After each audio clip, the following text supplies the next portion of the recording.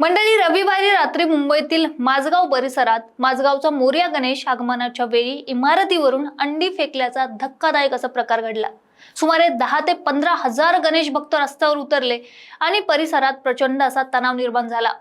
पण हा केवळ एका रात्रीचा किंवा एका ठिकाणचा विषय राहिला नाहीये। नागरिकांच्या मनात आणि सोशल मीडियावर एक गंभीर असा प्रश्न, एक सवाल उपस्थित होताना दिसतोय की जर हिंदू सणांच्या आणि गणेशोत्सवाच्या मिरवणुकीवरच वारंवार अशा घटना घडत असतील किंवा ईद किंवा इतर सण जवळ आले की धार्मिक सलोखा बिघडल्याचे प्रयत्न नक्की कोण करतंय? हा धार्मिक दूषितपणा आणि विकृत मानसिकतेचा संसर्ग नक्की कोण पसरवतंय आणि कधी संपणार आहे? आजच्या व्हिडिओतून केवळ माझगाव घटनेची सत्यता नाही तर यापूर्वी महाराष्ट्रात घडलेल्या अशाच प्रकारच्या घटनांचा इतिहास आणि त्यामागचे पॅटर्न आणि पोलिसांच्या तपासातली अधिकृत माहिती पाहणार आहोत। त्यामुळे व्हिडिओ शेवटपर्यंत नक्की बघा। नमस्कार, मी पूजा आणि तुम्ही बघताय सत्य पे सत्ता, प्रश्न तुमचे आवाज आमचा। मंडळी, माझगावच्या घटनेबाबत अखिल सार्वजनिक उत्सव समितीचे अध्यक्ष हितेश जाधव आणि उपसचिव विवेक राणे यांनी दिलेल्या माहितीनुसार बाप्पाचे आगमन मंडपापासून 30 ते 40 मीटर अंतरावर आले असताना समोरच्या इमारतीवरून अंडी फेकण्यात आली। या घटनेनंतर मुंबई पोलिसांनी तातडीने अतिरिक्त बंदोबस्त लावला आणि अज्ञात व्यक्तींविरोधात FIR नोंदवला देखील। स्थानिक आमदार आणि मंत्री आशिष शेलार यांनीही घटनास्थळी भेट देऊन 24 तासात दोषींना शोधण्याचं आश्वासन दिलं आहे। परंतु ईद आली म्हणून मुद्दाम अंडी मारली या दाव्याला पोलिसांनी अद्याप अधिकृत दुजोरा दिलेला नाहीये।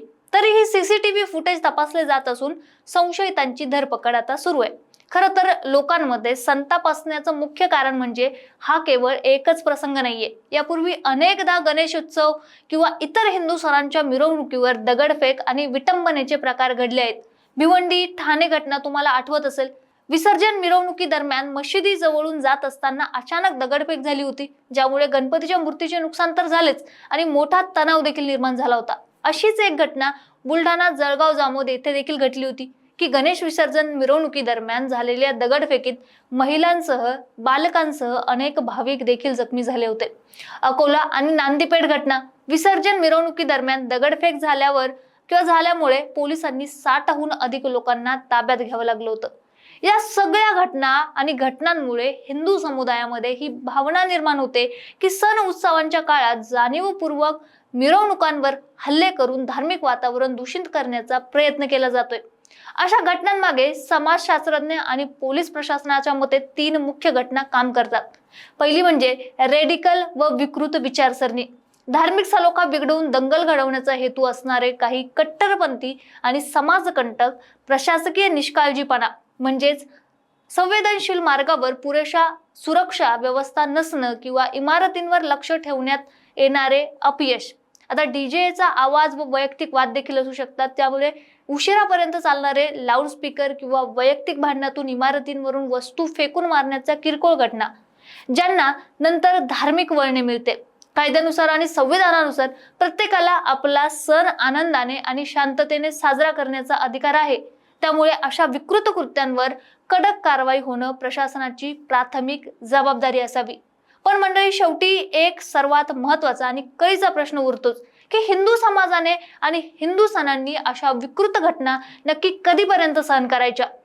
प्रत्येक वेळी गणेशोत्सवाला, रामनवमी आली किंवा हनुमान जयंतीची मिरवणूक निघाली की दगडफेक, अंडीफेक किंवा विटंबनेचे प्रकार घडून समोर येतात आणि प्रत्येक वेळी शांतता राखा, संयम ठेवा असं आव्हान केलं जातं। पण संयमाचीही एक मर्यादा असते।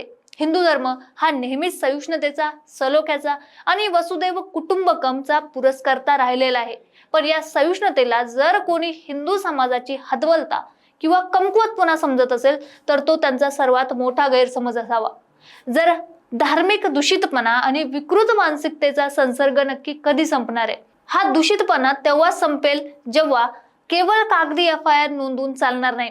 अशा घटना घडणाऱ्या समाजकंटकांवर कठोर अशी कारवाई आणि शिक्षा झाली पाहिजे की पुन्हा कोणत्याही हिंदू सणाच्या मिरवणुकीवर वाईट नजरेने पाहण्याची हिम्मत कोणाचीही झाली नाही पाहिजे किंवा इतर कोणत्याही सणाच्या वेळी अशी कृत्य नाही व्हायला पाहिजे। जेव्हा राजकीय नेते स्वतःच्या वोट बँकचं राजकारण बाजूला ठेवून गुन्हेगारांचा धर्म न पाहता त्याला केवळ गुन्हेगार म्हणून कठोर कारवाईची भूमिका घेतील ना, तेव्हा समाजातील सुजाण नागरिक स्वतः पुढे येऊन आपल्याच परिसरातील लपलेल्या अशा उपद्रवी आणि विकृत विचारसरणीच्या लोकांना रोखतील आणि उघड पाडतील.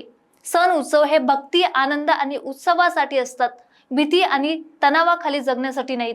माझगाव मधील घटनेतील प्रत्येक दोषीला कायदा लवकरात लवकर कठोर शिक्षा देईल हीच अपेक्षा आहे. पण मंडळी, तुम्हाला काय वाटतं? हा धार्मिक दूषितपणा रोखण्यासाठी प्रशासनाने आणखी काय कठोर पावलं उचलली पाहिजेत? कमेंट करून नक्की सांगा आणि माझगाव मध्ये झालेल्या प्रकारावर तुमचं मत काय तेही आम्हाला सांगा. अशाच विश्लेषणासाठी बघत राहा सत्य पे सत्ता. प्रश्न तुमचे, आवाज आमचा. लग्न ठरलंय ना तुझं? आणि हे काय? अगं, मला पीसीओडीचा त्रास आहे. कधीतरी हे सासरी कळेलच ना. मग त्याच्यामुळे मुलं होण्यात अडचण येते ना. हे, एकतर पीसीओडी इतका गंभीर आजार नाहीच आहे आणि त्यावर सोपा उपाय आहे. आपल्या ईशाला लग्नाआधी असाच त्रास होता. तिने डॉक्टर चाटेज होमिओपॅथी क्लिनिक मध्ये उपचार घेतले आणि तिला आता 2 मुलं आहेत. Doctor Chatej homeopathy clinic, side effect नसलेला होमिओपॅथीचा नैसर्गिक उपचार. 9545727107.